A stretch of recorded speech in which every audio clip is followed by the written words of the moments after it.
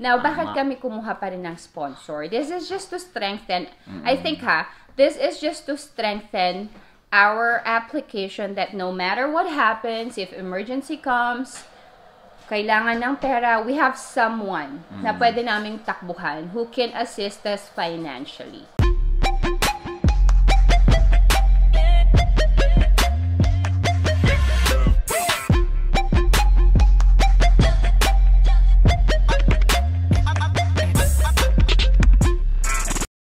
Hi guys! What's up? It's Arky! And Aileen! Kung bago kayo sa channel namin guys, huwag kalimutan mag-subscribe at pindutin yung bell na yan para updated kayo sa mga bagong upload namin. Trueness! Trueness! Mukhang unggoy And bago namin i-discuss yung topic namin for today, let us do our shout out! So, hi to Jasmine and Jade Reyes. And kids! Hi, Jasmine and Jade! So, nakita nila si Sarky dun sa Seafood City, diba? Nagdo-DoorDash ka siya. Akala ko, hold upin ako eh. Ikaw, loko-loko! Ayun. So, nasa sasakyan ako nung time na yun. But, ayun, hi Jasmine, hi Jade and kids. Hope you guys are doing okay and stay safe. Oh, hi to June Apple Apolinario. Hi, June! And to Soju Hikers. Hi, sis. Ayun. So, ang topic namin for today is about Sponsorship. Sponsorship. Yes! Since nabanggit namin. Tomo. Buti na lang, nandito ako. Since nabanggit namin before sa mga ibang videos namin and sa mga live sessions namin. Na, marami kasing nagtatanong sa page or sa YouTube channel. Mga comments. Kasi mga nabanggit comments, nga namin na may sponsor kami. Nung nag-apply kami ng study permit and yung uncle ko na nasa US. So maraming mga nagtatanong like questions like, pwede ko bang maging sponsor si ganito? Pwede ba naming maging sponsor si ganyan? Or pwede bang yung bulk of the proof of funds would be coming from the sponsor? So we are making this video to answer all of your questions with regards to sponsorship. Tama. Alright, so let's start with the basic question. Okay. Number 1. Di ba loko-loko?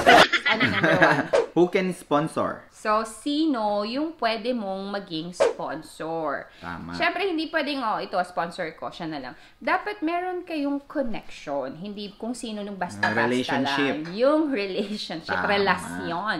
Ganon. Relasyon. So, kamag-anak. Asawa. Mahimik ka dyan.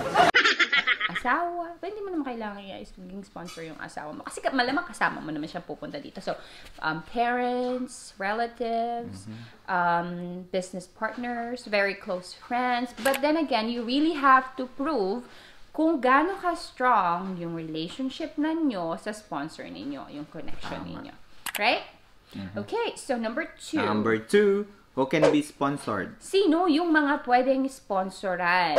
Bakit kami may sponsor kami? Anyone naman, as far as I am concerned, pwede naman lahat magkaroon ng sponsor. Pero syempre, the VO would take into consideration that, for example, for us, nasa career age na kami where we have been working for 5 to 10 years. Expired na.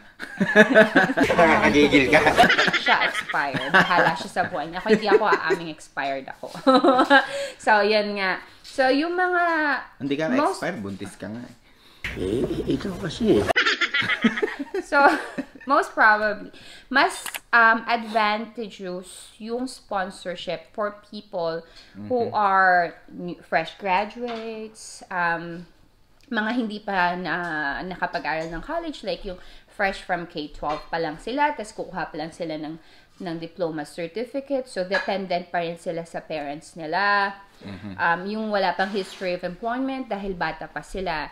So, yun yung mga sinasabi ni Sarky ng mga fresh pa. So, the VO, bago-bago pa. the VO would understand that the bulk of the sponsorship or the proof of funds or all of the funds would be coming from the sponsor. Kasi nga, wala pa silang employment history, kaya wala pa silang savings. But for us, working people, na meron na tayong mahaba-habang employment history, it's very questionable for the visa officer to see that majority of the funds would be coming from your sponsor. Kasi, paano mo nga namang a-applyan yung international study at ipuprove na kaya mong i-sustain yung sarili mo on your program for the entire duration of your program kung lahat galing kay sponsor. So, mapapaisip siya, bakit kapag aaral sa Canada, wala ka naman palang pera na pang-aral sa Canada? Kasi then again, paulit-ulit natin itong sinasabi, di ba? An international student, masyadong mahal yung tuition. Sobrang mahal talaga. Hindi ka tumigil, i-spinning kita dyan. It's really very expensive. So, questionin na ni VO yung pagiging legit student mo.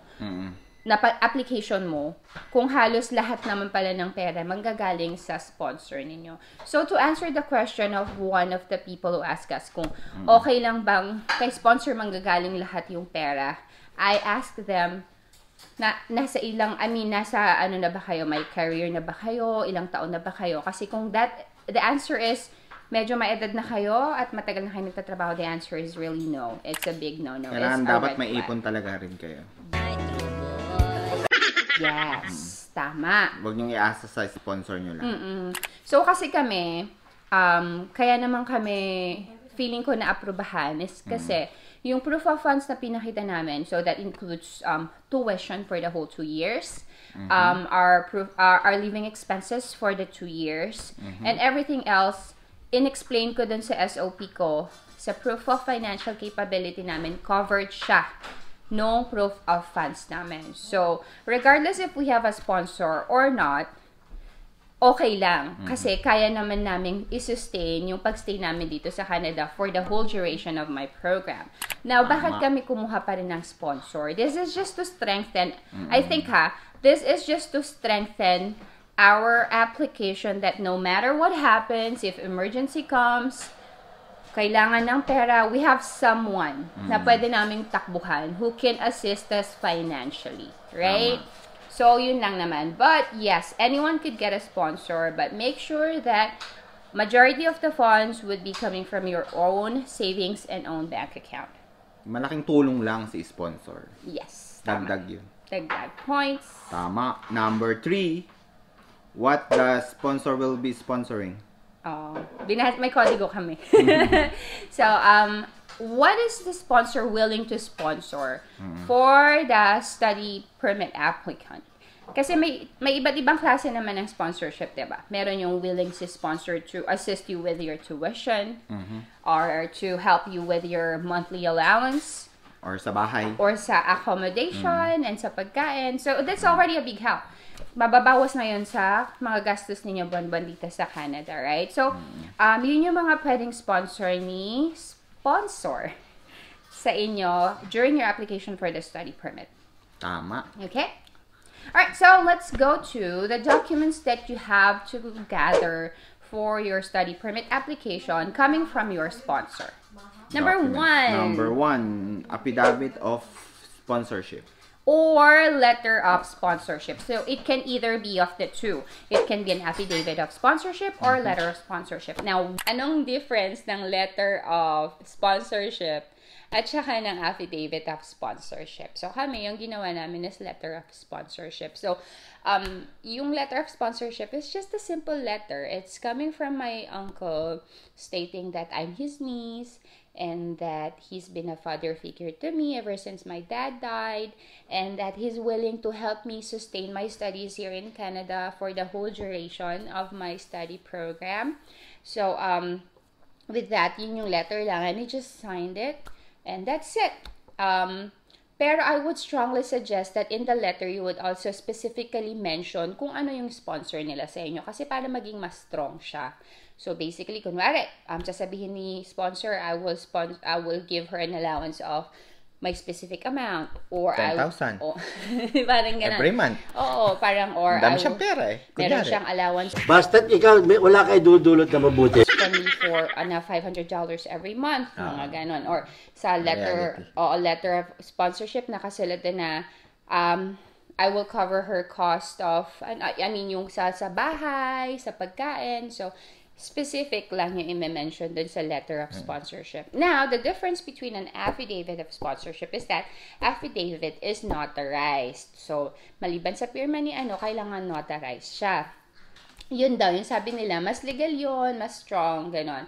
So, nasa sa inyo yun, kung gusto nyo i-submit is letter of sponsorship or affidavit of sponsorship. Sa amin, letter lang kasi nasa US yung tito ko. Matrabaho kasi. So, if it's gonna be an affidavit of sponsorship and the sponsor is outside of the Philippines, the sponsor would need to get an SPA, send a document, have it notarized. So, hindi na namin naging Mahabang option proseso. yun. Medyo mahaba-habang proseso siya.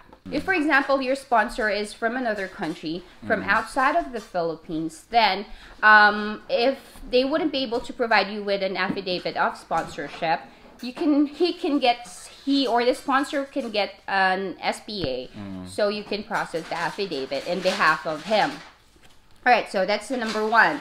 Number two, proof of relationship. syempre, you have to prove your relationship to your sponsor. Not everyone can be your sponsor, diba? So, the best bet for a sponsor should be your parents, your relatives, your close relatives. You can say a friend, depende kung ano yung magiging sponsor niya sa inyo dito sa Canada. But, mas magandang, mas strong yung proof of relationship niyo. So, what are the documents that you need from them? It would be the birth certificate or a marriage certificate. Any proof that there is a connection between you and the sponsor. Tama. Number 3. Financial capability of the sponsor, of course. This is the most important, one of the most important documents that you need to get from your sponsor. Kasi a sponsor can only be a sponsor because he has the capability of being a sponsor, right? So, it means financially capable siya. May trabaho. Yes, right. So he or Bahay. she or your sponsor would need to provide you with a bank certificate. What else? A bank statement.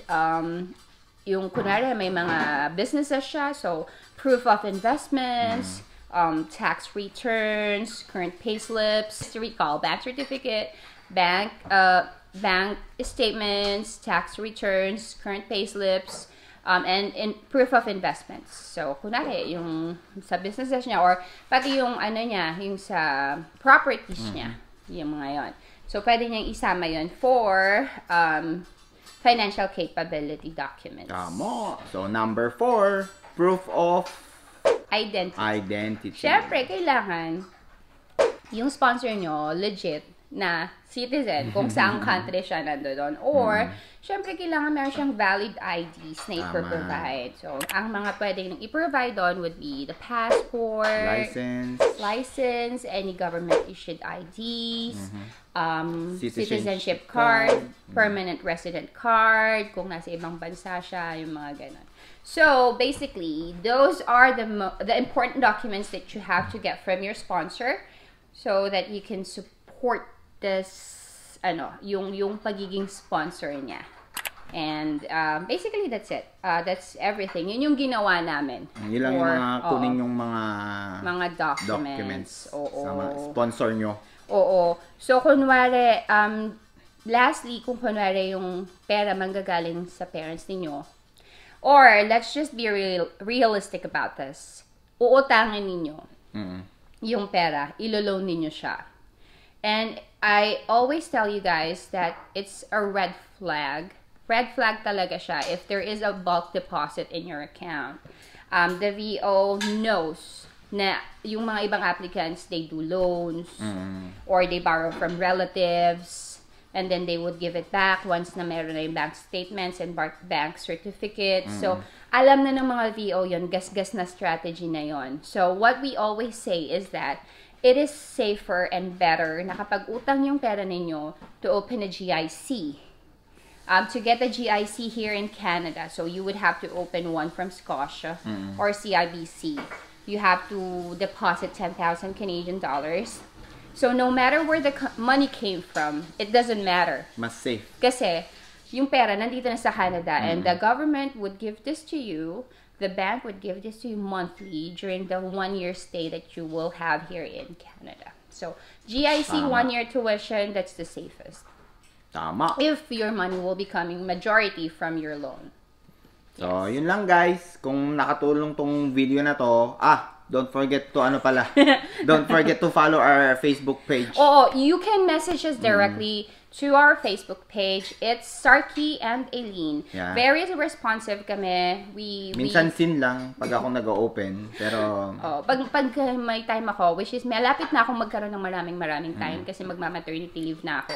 So I'm always responding with all your messages. minsan short lang yung reply kasi minsan pagod na kami, ganun. Maraming ginagawa din, ganon. But you can always message us for any other questions or suggestions on our Facebook page. Or if you have any further clarifications with regards to this video, you can comment down below. Comment down Yes. below. So that's it for today, guys. Thank Don't you so forget much. to like, share, and subscribe, guys. God bless. God bless. Goodbye. You've been sending flowers to me. Flowers today, flowers today. Instead of sending flowers, come back to me and hold me in your arms again. Flowers to me. Flowers today, flowers today. Goodbye.